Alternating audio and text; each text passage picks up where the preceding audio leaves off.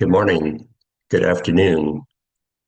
Don't know what time of the day it is when you're going to be watching this, but I assume it's going to be morning. This is Jeff Melcher, and I'm preparing a video just to get people ready for their Aerotune testing.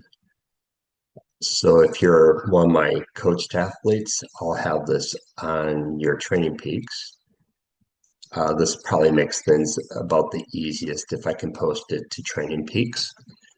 And what you see here is on January 3rd, just as an example, I have two Aerotune tests, and the next day I have the second day of testing. This testing split over 2 days because what we found is if you try to do the testing all in one day, you have to be super fit to get good results.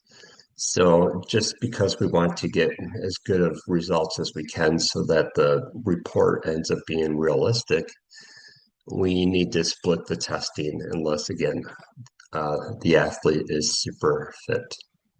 So when you go into these, like here's the seated sprint, that's test number one. There's the preparation and the execution, and that's a copy and paste right from Aerotune. So they expect it to be at room temperature. You need a fan. Of course, you can have it a little bit cooler if you want your room to be cooler. The seated sprint has to be done with erg-off. I'll explain that when we go over into Training Peaks Virtual because that's the platform that a lot of you guys are using. There's a warm-up, there's a stop, there's a sprint, and then you repeat if necessary. So that's all in the instructions. So you can read through that. You'll find that we're almost a match to that when we actually perform the test. And when you look at the workout itself, it's going to be similar, right? 15-minute warm up, stop, got a 20-second break there to make sure people come to a complete stop. You got to shift into the gear that's going to work for you to do your seated sprint.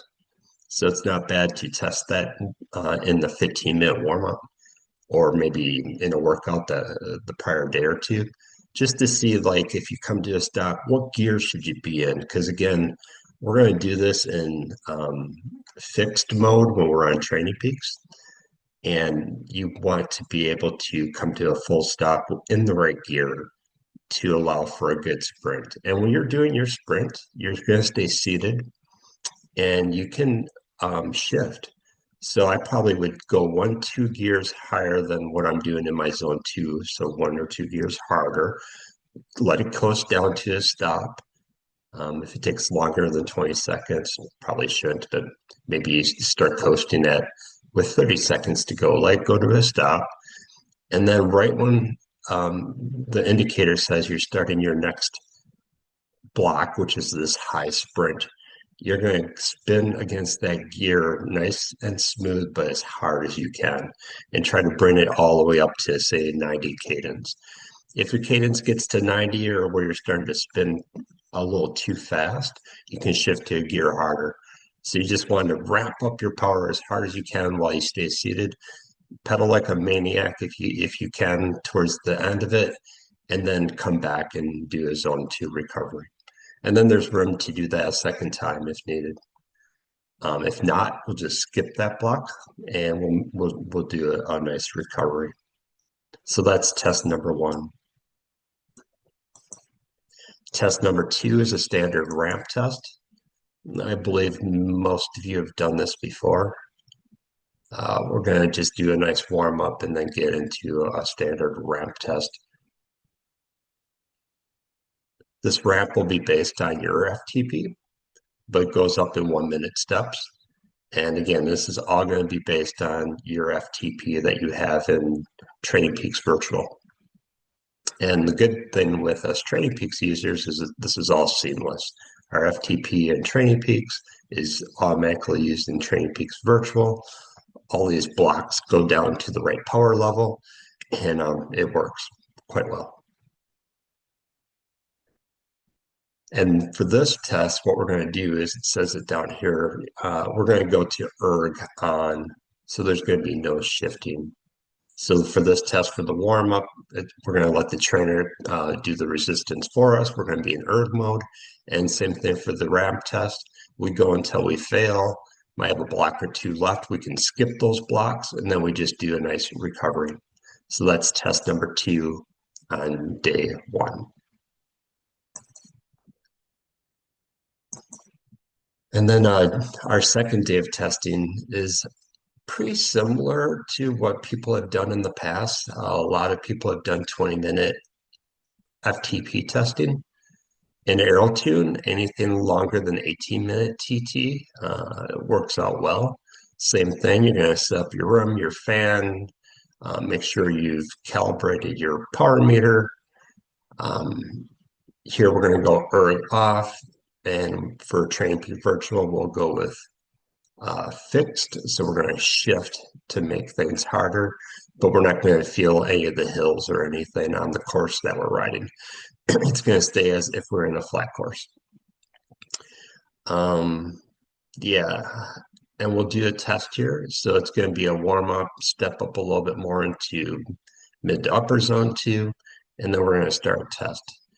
It's set to give you kind of like the finish flag at 18 minutes, but you can keep on going. There's a range here of what could be good power, but again, you want to go as hard as you can, steady power for the 18 minutes at a minimum. And then if you keep going, that's okay. You want to go until your power starts to drop and you can't sustain whatever that power was that you did for the first 18 minutes. You keep going and going and going, and say you get 22 minutes and you see your power is dropping. You were at 280 watts.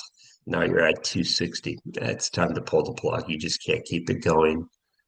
So you can stop, and then you can skip the rest of this block and you can go back into recovery. Just spin it out and call it a day. Okay. So not too bad. Those are the 3 tests. Like I said, the first one's done in this fixed mode. The second one is done in erg mode, so the trainer does all the resistance changes. You don't shift. And then day 2, we're back into fixed mode so that we shift to make the right power that's good for us with the right cadence. So again, it's all about when you're in fixed mode, shifting to make power and have a good cadence that's working for you. So again, we're going to have 2 tests, the seated sprint and the TT test. Both are going to be in fixed. And the only one that's going to be in erg mode is going to be the ramp test with warm up and cool down. Okay. So let's move on to Training Peaks Virtual. We'll open that up.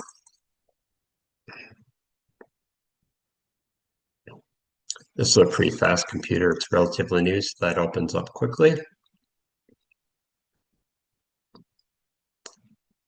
could do this in the other platforms. You can do this in Zwift. You could do it in Ruby. But we're, at least for this test this coming weekend, next weekend, we're going to use Training Peaks Virtual so we can do it as a group workout. Should be pretty fun to do that as a group workout. We're going to have a rubber band that's going to keep us together. So actually the testing should go with us having a low motivation by riding close to each other. So select your user. I'm going to select mine. Your workout, the test workout, is going to be right here. If it's in Training Peaks, it's going to show up in Training Peaks Virtual. That's another seamless thing. But again, it should work the same in Ruby or Zwift. If you had to, you could go to the event. It's pretty far out there, right? But like you see our ET group ride, and then you can see here on the 3rd and the 4th, you could select these. So the seated sprint, the ramp test, and then the second day is the time trial test. But again, when you come to your home screen, you'll have it right in the upper left corner. So that's another way of selecting it. For your settings, you can go to this gear wheel, and you want your trainer settings to be a little bit more specific for these tests. So you click on that. So what we're going to do for the sprint test is we're going to be in fixed. So it's like riding on a flat road. So you're going to shift your bike as you need to make more power or change the resistance, right? So we just shift our bikes like we do in the real world, and we go faster. We have to shift to harder gears.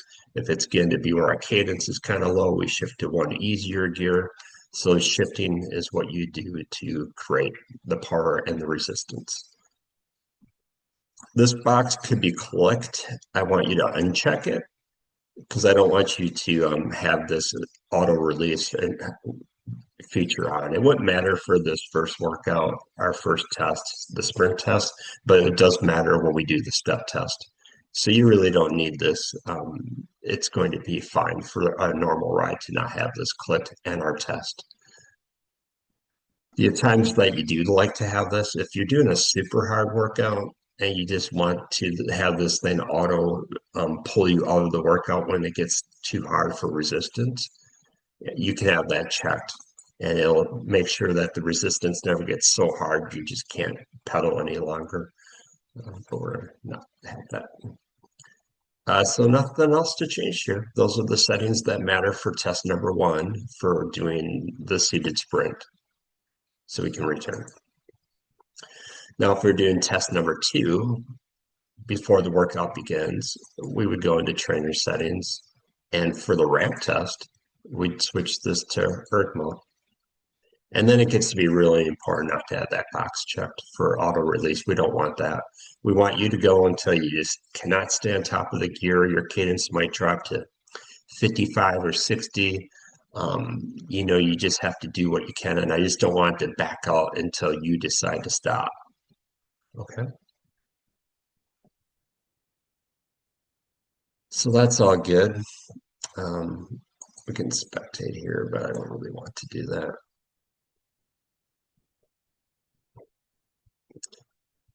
So one thing you could always do is spectate what's going on now for the ride. I really didn't want to do that, but that does help to show you how to get all of these things. You just go to the bottom left and you hit your menu and you can end the ride. Okay. So if we're doing this workout, we can start this. We can do the route as planned. You might know that you could have this done differently. So one of the things you can do is if you didn't want to have the video of the course, you could just do this workout in block mode. But the way we're going to do it is we're actually going to have the video going on the course. We're going to pick coastal loop. It's probably going to come up automatically because that's what I have the group workout set as. And then it's telling you what this workout's going to be. So for us, it'll be all the test steps. But for this workout, it's a 5-minute warm up. It's 20 minutes of zone 2 and 5 minutes of cool down.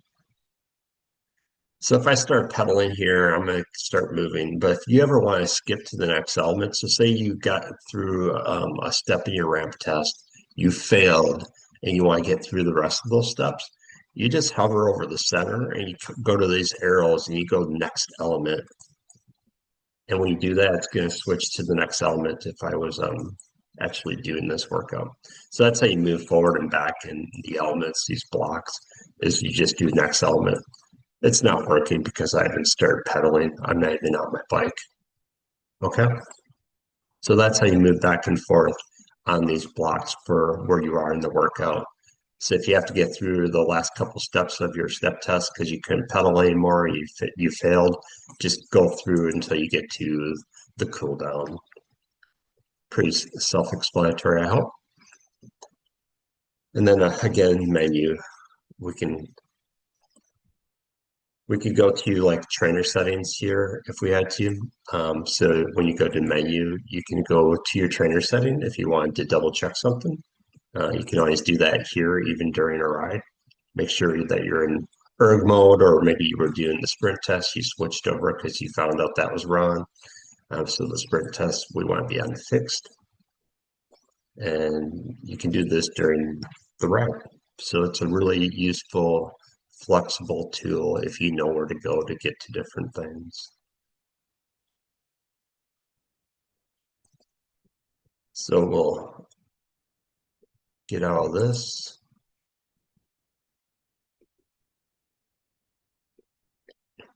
Um, yeah, sometimes I get a little lost too. So we'll end the ride, which is this icon over here. So we can end the ride or save an exit. I'll just save an exit because I'm done with this part of the tutorial. So again, you can tell I'm not an expert because I don't use Training Peaks Virtual exclusively. I use Ruby quite often. But I think that'll get you through all the things you needed to learn to make sure your setup's correct, to make changes during the ride, to practice your sprint before the sprint comes up. Probably best to do that in a different workout, but again, you can do it during our warm up. So, unless there's any questions that you guys have, and those you could probably just send me a message, an email, or a text. We'll just look forward to seeing you on test day. Again, for our first test, it's going to be 8 a.m. in the morning. So make sure you're there 5-10 minutes early, and everything's working for you before we start our test. We'll do the two different tests day one. So we'll actually do a full ride as a 30-minute ride, and that'll be the sprint test. And then we'll quit that ride, and then we'll start our second ride at 8:30, and that'll be our ramp test. And once we're done with that, we'll quit that ride and save it. And then we'll repeat on Sunday for the TT, the time trial. So again, if you have any questions, let me know. Thanks. Have a great day.